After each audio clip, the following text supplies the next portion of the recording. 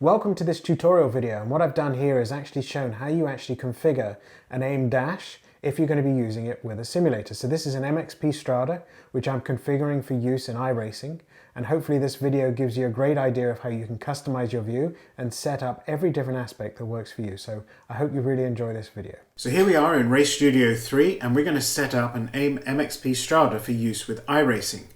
Now the first thing you can do is actually connect the device to the power and then plug it into the USB port on your PC. And once you've done that, you can see this little arrow will illuminate and you can see connected devices. Now mine's connected. I've changed the name of mine because I've been using it for a while now. But if you want a quick refresher on how to do that, you can just pop into properties here, change the name and transmit, and you can call it anything you like. And so the device is now connected, and the live measures that you'll see here will be mostly the data that's coming in straight from the ECU channels that are from iRacing. But I want to be able to show you how to do that and set up something from scratch. And so to do that, what I'm going to do is I'm going to click up here with this gear icon. And you can see that I've got all these configurations of this MXP Strada available for iRacing with different cars. Now you may be wondering, well, why have you got so many different setups for a single dash? And the simple reason is that as you drive different cars in iRacing, the settings and parameters are going to be different. And so every time you want to be able to either change your own custom views or change parameters which are specific to the vehicle, and I'll explain that in just a minute, you're going to need to load a new dash. And so if I were using a Formula Renault, I'd load this up. If I were going to use a Skip Barber car, I'd load this one. The reason being is that there are different variables per vehicle and per dash to use. So let's start off with a new one and I can show you how that all works. So I'm going to click up here on new and it's going to say, well, what device do you want to set up? And because I've been setting an MXP Strada, I'm going to click here and click on OK. Now there's something here, we can call it anything we like, and I'm going to click here and I'm going to do something along the lines of iRacing because these are all my iRacing setups, and I'm going to do maybe a Corvette GTE. Which is something I've been using just recently. So I've got that there, and the next thing I'm going to do is I'm going to click on OK. Now the first thing you see is channels. Now these are the channels that come in when you use the dash traditionally in a vehicle, and you may have analog inputs through different channels and you'll see all this information that's available. What we want to be able to do here, however, is we want to be able to tell this dash to read information from iRacing. So we're actually going to click here on the ECU stream. And anyone who's familiar with setting up a dash and seeing ECU streams, you'll know that any of these will bring in different information from ECUs of different vehicles. But we're talking about simulators right now, so I'm going to scroll down to S area on this list and find where simulators are, which is here. And so you can say simulators via USB. Remember, this device is plugged in via USB, and if I click here, I have an option list of 3. Now I use iRacing, so I'm going to click on iRacing here. And I'm going to click on OK. It's going to give me some messages here about different information. This just says you've activated fuel used. I'm fine with that. And so what you can see here is all of the channels that are coming through from iRacing converted through the simulation manager, which we'll talk about in a different video.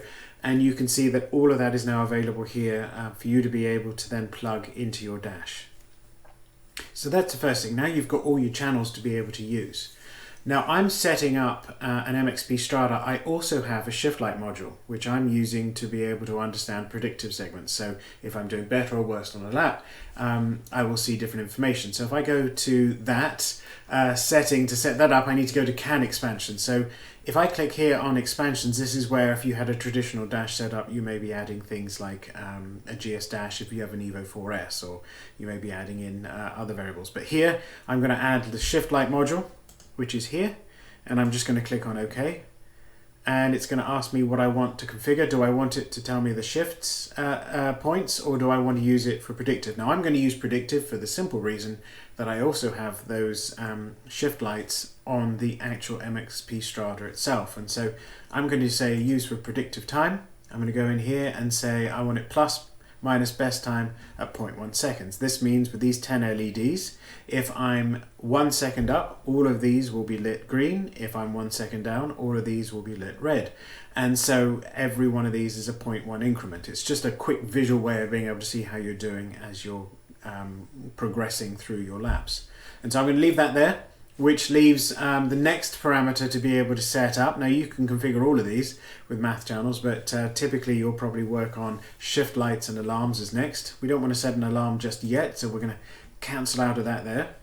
And we're going to look at this and say, okay, well, I want to be able to determine where these shift lights are. Now this is the number one reason why I have all of those different configurations in my Race Studio 3 for iRacing, rather than just having one single dash set up. The reason being is that you may have a vehicle that revs to 9,500 RPM. You might have another vehicle that you're using might rev to 6,500 RPM. So if you're using the Skip Barber RT2000 on some of the Skip Barber races, that engine doesn't rev that high. Whereas if you're running Daytona in a GTE, that might rev to 9,500 RPM. So you want to be able to know which is which.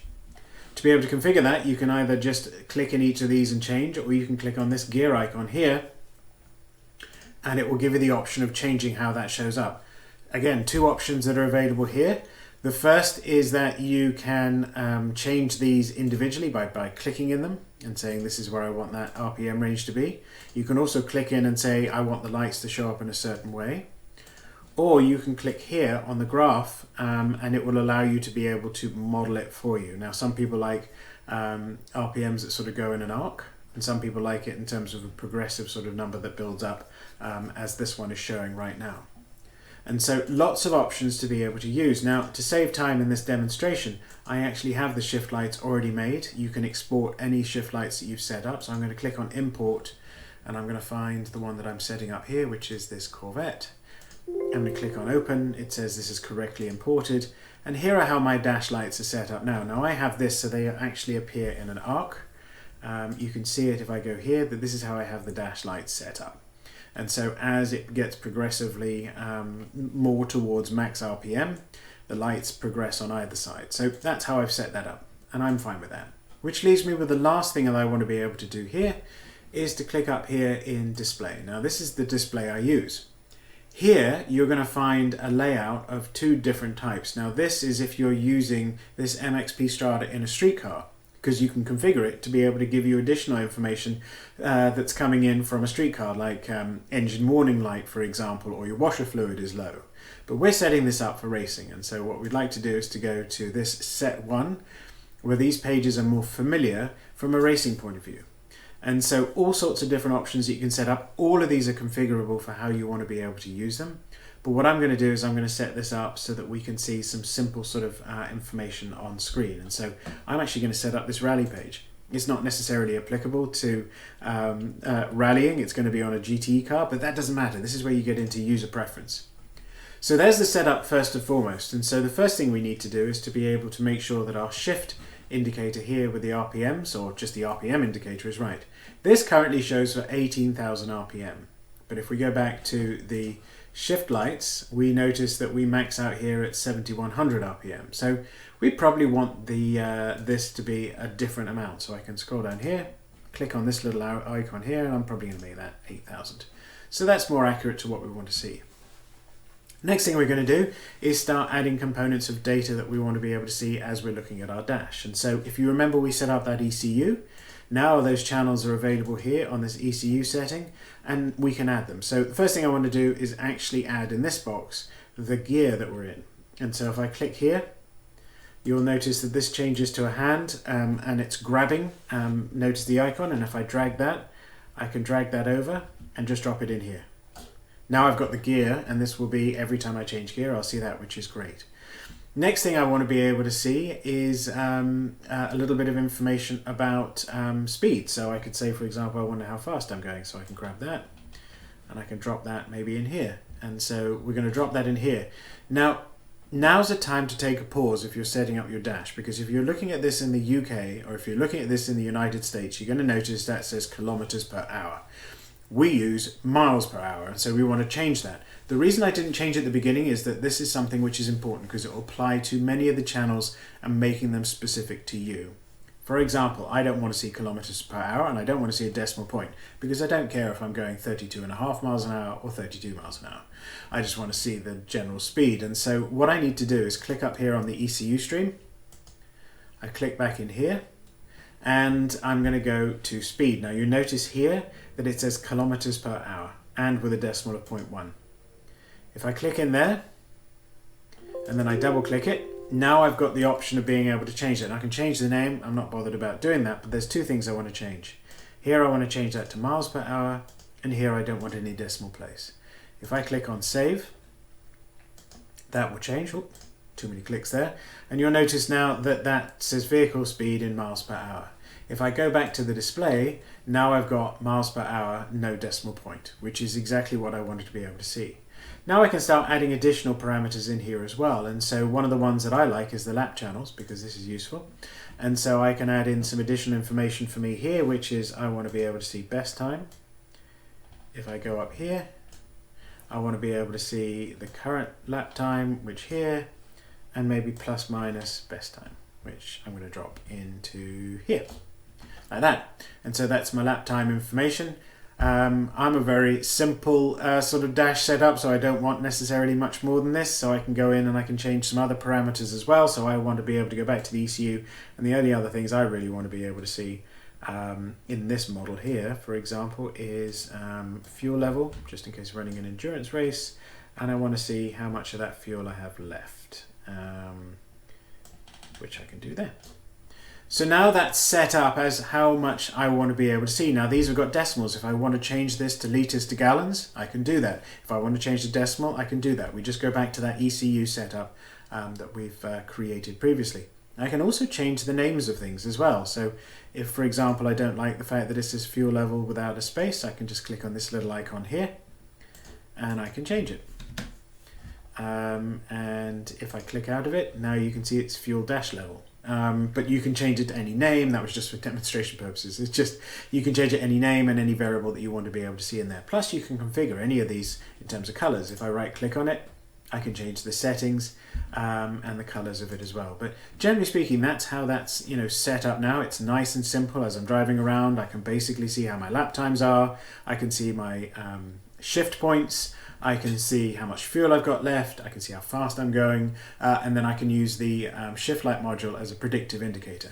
And that's that. However, if you want a more complicated setup, you can add so much more to it from the ECU channels, and that's where user preference really kicks in. And so the last thing you need to do, my recommendation, is click on save and then hit transmit. And once you've done that, now that dash is ready for you to be able to use if you're running that vehicle. And so very important in terms of being able to set up lots of different variations. You can have multiple pages. For example, one of the things that I've been thinking of working through is maybe if I'm using the same car in a sprint race and an endurance race, I have one dash for sprint and one dash for enduro, which might add in different parameters in terms of how many laps are left, how much time is left in the session. All of these at your own discretion and user preference to be able to change. And so that's how this setup actually works. If you like this configuration video, please give it a thumbs up. I'd love to know in the comments box below what else you'd like to be able to see, especially as it relates to sim racing. And if you've got any comments at all, please...